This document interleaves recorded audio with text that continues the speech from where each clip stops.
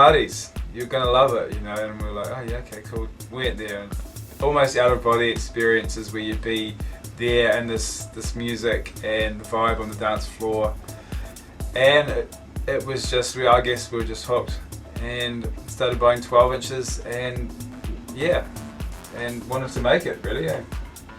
Bart took himself to Japan, and I went to the States, and then I followed him over there a little bit later, and he was like, come over man, I found this machine and I'm making music with it.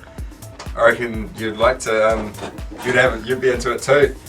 And I was like, yeah, well let's come to Japan, we'll check that out first and then see how we go. But the moment I landed, I was like, well, we're making music here.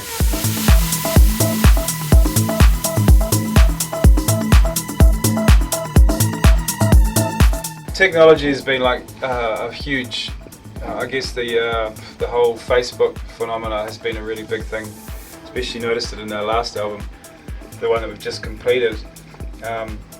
Before the previous albums, we never really had a lot of feedback from the fans or from the people who were buying the music, because there wasn't really a way for them to reach us, perhaps through an email, but like, a lot of people don't have your emails.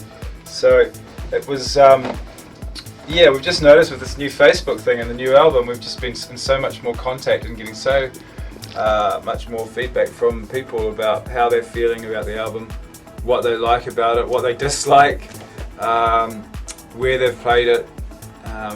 You know, some really lovely comments about, you know, picnics with their loved ones, or special dates, or you know, so on. So it's been really good, and I think it's been a great tool for us to be able to really know what our fans like, know what tickles their fancies, and sort of find out who they actually are, as opposed to sort of that abyss of not really knowing who anyone is.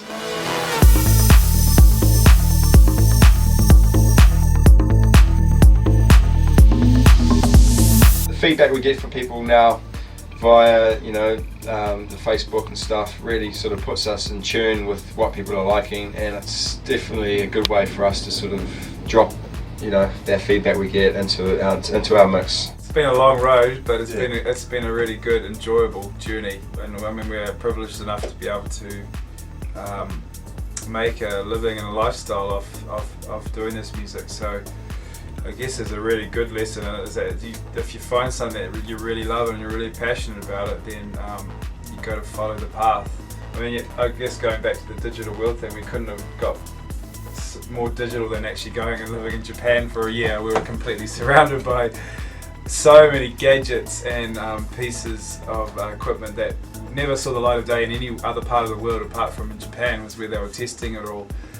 And we brought it all back in carry-on luggage on the plane back from Japan, and set up shop here.